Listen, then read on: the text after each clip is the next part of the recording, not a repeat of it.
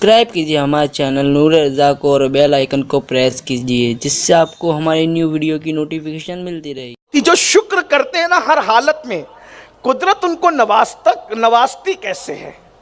एक शख्स थे, मजजूब थे। मजजूब समझते हैं?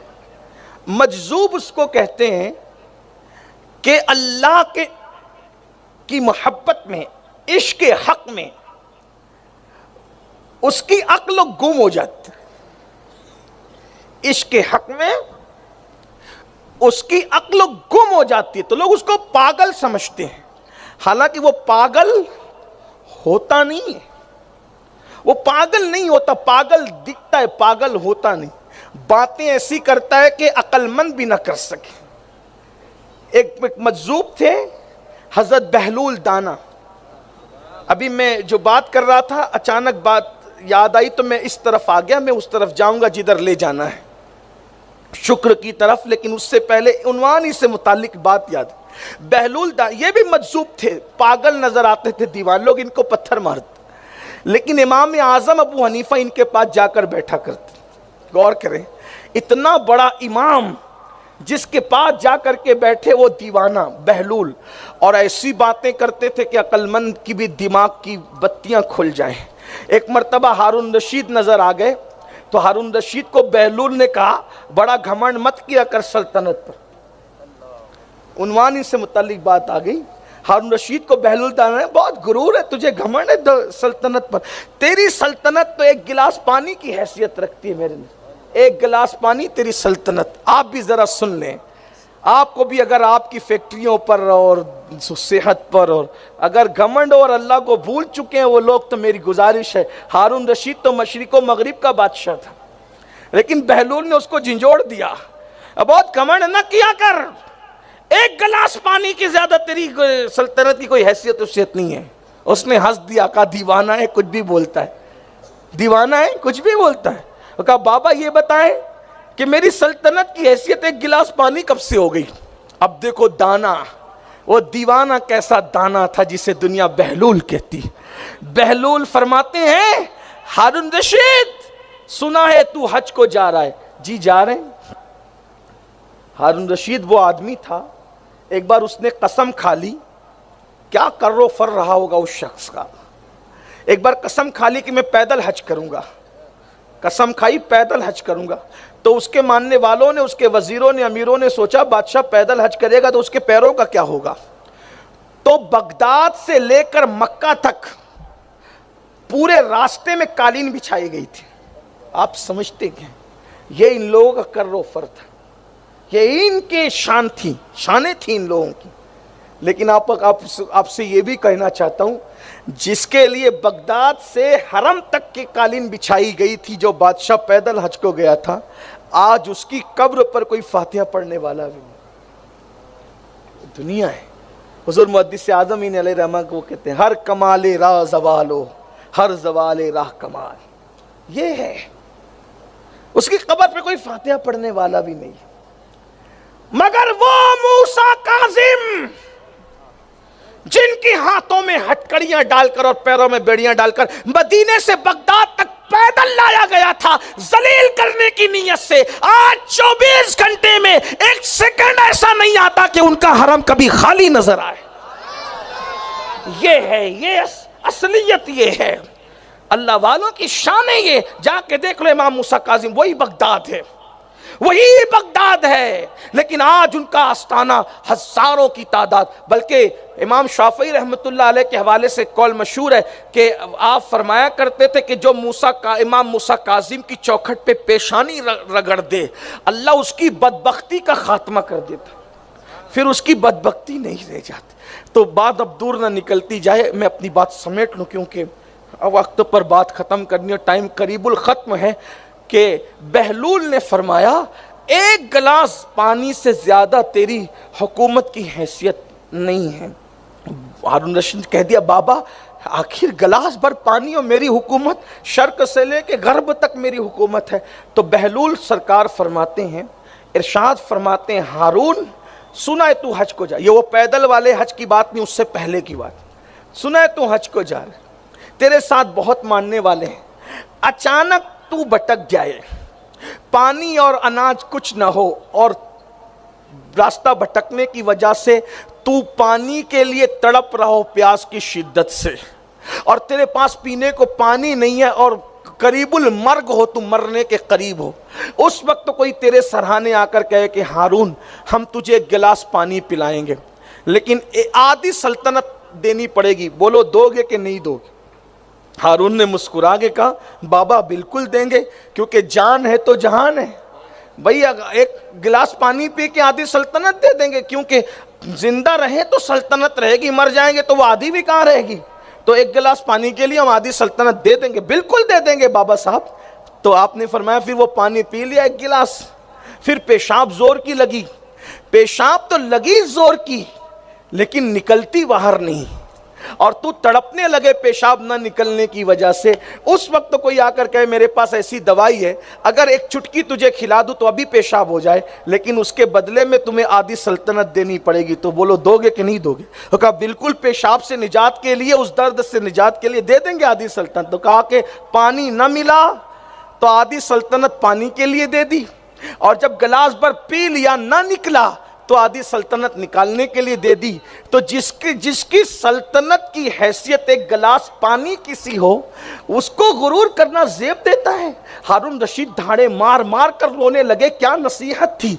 अब मुझे बताओ, ये मकान, ये दुकान, ये कारोबार जो घमंड करके खुदा से दूर हो, अल्लाह से दूर हो, मस्जिदों से दूर हो, खुदा की इबादत से दूर हो, क्या मुंह लेकर जाओगे अल्लाह की बारगाह में? इसलिए खुदा के शुक्रगुजार बंदे बनो। और फिर कहता हूं, शुक्रगुजार का मतलब ये नहीं कि सिर्फ अल्हम्दुलिल्लाह कह के छुट्टी पाओ, नहीं, अमल भी खुदा का शुक्र अदा करे। सेहत दी है खुदा ने तो सेहत को उसकी इबादत में लगाओ, उसकी इबादत में सर्फ करो। बल्कि एक बात आपको बताऊं, क्या और प्यारी बात याद आई। सैयदुत ताइफा जुनैद बगदादी ने देखा कि एक बुड्ढा है जो बगदाद में भीख मांग रहा है, कोई उसको भीख भी नहीं देता। तो सैयदुत ताइफा जुनैद बगदादी कहते हैं, देख लो नाशुक्रे का अंजाम, खुदा ने इसको जवानी में दौलत दी थी, इसने खुदा की नाफरमानी की, तो कैसा दर्दनाक बुढ़ापा आया कि कोई इसको भीख देने के लिए भी तैयार नहीं है।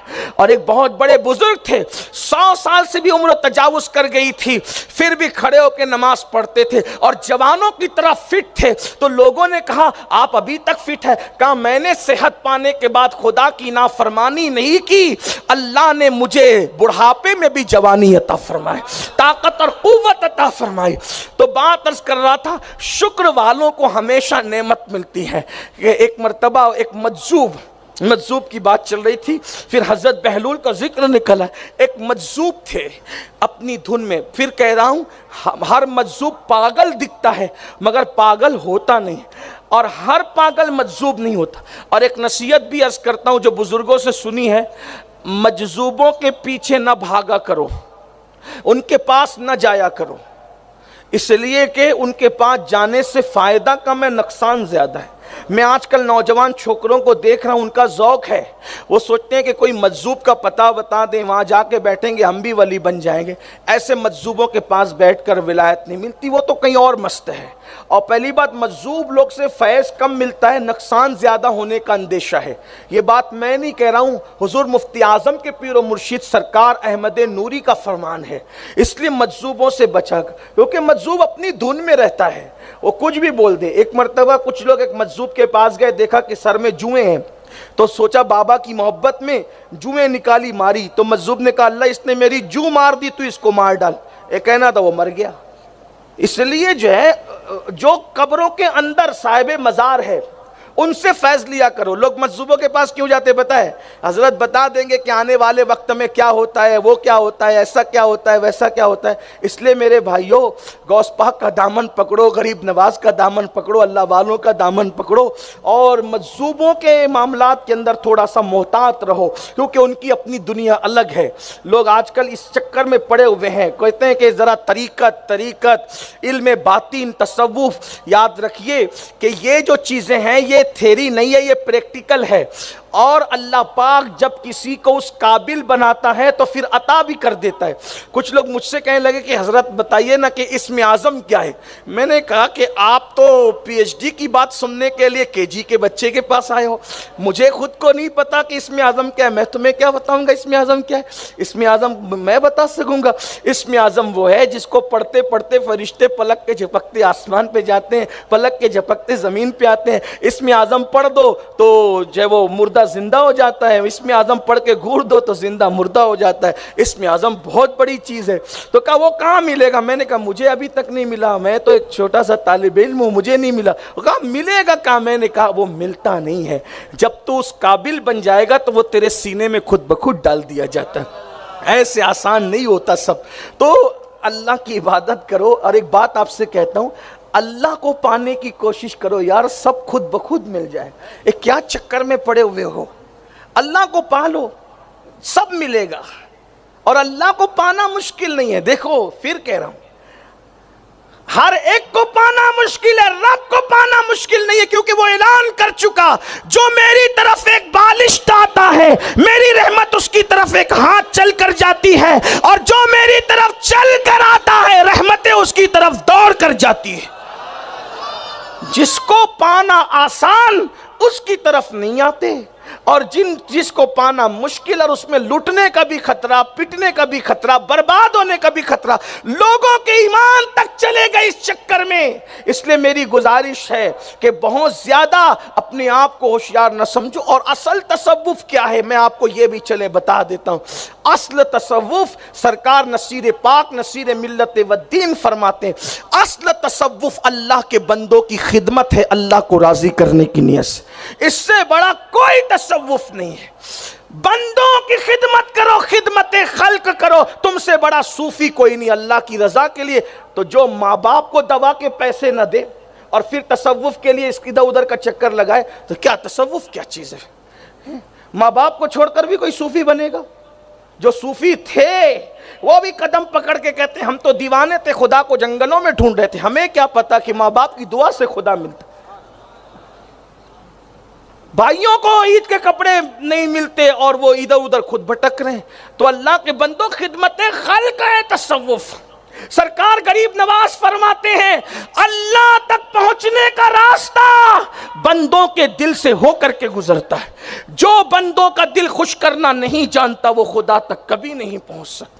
تو بات شکر کی اور مجذوب کی چل رہی تھی، آگئی ایک مجذوب تھی، اپنی دھن میں جا رہے تھے، بارش ہوئی تھی اور بارش نے بڑا خوبصورت سا موسم بنا رکھا۔ آپ جانتے ہیں کہ جب بارش ہوتی ہے تو بڑا حسین موسم بن جاتا ہے، خوبصورت موسم بن جاتا ہے، بلکہ جو لوگوں کی طبیعت میں رومانیت ہے ان کو بارش سے اچھا کوئی موسم لگتا ہی نہیں۔ تو اور ہے ویسا ہی، بارش بڑا خوبصورت موسم ہے۔ تو ہوا یہ کہ وہ اپنی دھن میں جا رہے تھے، ایک شخص نے دیکھا تو بلایا بابا ادھر آؤ۔ جب وہ ادھر گئے تشریف لے کر کے تو ان کو گرم گرم دودھ پیش کیا، گرم دودھ پیا، خدا کا شکر ادا کیا۔ مجذوب تھے، خدا کا شکر ادا کیا، سچے مجذوب۔ اور پھر اسی آسمان کی طرف دیکھتے ہوئے ڈولتے ہوئے چلتے چلتے اپنی دھن میں جا رہے تھے کہ ایک گڑھے کے اندر پیر پڑ گیا۔ جیسے گڑھے میں پیر پڑا چھپاک کی آواز آئی۔ دو دوست اس خوبصورت سے موسم میں بیٹھ کر ایک دوسرے کے کندھے پہ ہاتھ دے کر باتیں کر رہے تھے۔ جیسے ہی گڑھے میں پیر گیا کیچڑ اڑا، چھپاک کی آواز آئی اور ایک دوست کے سفید کپڑوں پہ جا کے پڑا اور پورے کپڑوں کا نقشہ بگاڑ دیا۔ کپڑوں کا نقشہ کیا بگڑا؟ دوسرا دوست اٹھا اور اٹھنے کے بعد ایک زوردار تماچا اس مجذوب کے گال پہ مارا۔ مجذوب کے گال پہ تماچا پڑا، اس نے آسمان کی طرف دیکھ کے کہا تیری بھی کیا شان ہے، کہیں دودھ پلاتا ہے کہیں مار کھلاتا ہے، بہرحال تیرا شکر ہے، پلایا بھی تو تیرا شکر، مار کھلایا تو بھی تیرا شکر، میں بندہ ہوں، بندے کی مرضی کے، یار نہ چاہے تو کون مارے۔ دیکھو یہ شکر ہے، مار کھا کر بھی شکر ہے، مار کھا کر بھی شکر ہے۔ شکر والوں نے کیسے شکر، لیکن پھر اس شکر پر انعام کیا ہے؟ ادھر شکر ادا کیا، مرضی آپ کی، دودھ پلائیں یا مار کھلائیں مرضی ہے، اور اس کے بعد جب اپنی دھن میں آگے چلے تو کیا دیکھا؟ تھوڑی دیر کے بعد وہ شخص خون کی کلیاں کرنے لگا، خون کی الٹی کرنے لگا۔ खून की उल्टी हो रही, बहुत बड़े बड़े तबीब हकीम बुलाए गए, किसी की दवा असर न की, मरने के करीब आया तो किसी ने कहा तूने वो पागल को मारा था, उसने आसमान को देख के कुछ कहा था, जा उससे माफ़ी मांग। जैसे तैसे उठा करके लाए, उस दीवाने के पैर पकड़े, कहा बाबा माफ़ कर दो, आपने बद्दुआ की। कहा हम लोग अल्लाह वाले लोग, हमें बद्दुआ से क्या लेना, हमें बद्दुआ से क्या, हमने कोई बद्दुआ नहीं की। तो कहा फिर आसमान की तरफ देख के क्या कहा था, कहा हमने तो यार से अर्ज किया था कि कहीं दूध पिलाते कहीं मार खिलाते हैं, मर्जी आपकी है।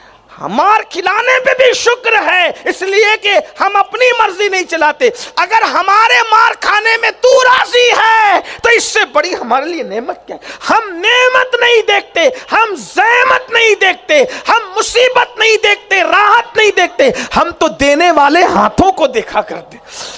हाथ में क्या है वो नहीं देखते, हाथ में है क्या वो नहीं, हाथ जिसके वो देखते हैं। बस दूध पिलवा दिया शुक्र है, मार खिला दिया शुक्र है। हम तो यार से बातें कर रहे थे, हम तो यार से मुनाजात कर रहे थे, हम तो यार से अर्ज़ो मारूज कर रहे थे। तो अब का मसले का हल क्या है? का मसले का हल ये, आपके दोस्त पर कीचड़ उड़ा, आपकी गैरत को गवारा न, वो आपने मुझे मार दिया। तो जब मुझे मारा, मेरा भी तो दोस्त है, मुझे कोई फर्क नहीं पड़ा, लेकिन मेरे यार को जलाल आ गया, फिर उसने तुझे खून की कुल्टियां करवा दी। तो अगर माफी मांगना है तो मेरे यार से मांगो। तो बंदो अल्लाह के, जब शुक्र की मंजिल में कदम रखोगे तो कोई तुम्हें मारेगा, गाली देगा, कुछ भी करेगा, और तुम शुक्र करते रहोगे, तुम बदला नहीं लोगे, बदला अल्लाह लेगा। तो ये बात दूर निकल गई, मुझे और आगे भी पढ़ना है। तो पहली बात हर हालत में शुक्र। चलिए बात शुक्र की आ गई है तो एक बहुत प्यारी बात और याद आ गई, आगे की तरफ जाना था लेकिन शायद न जा सकेंगे।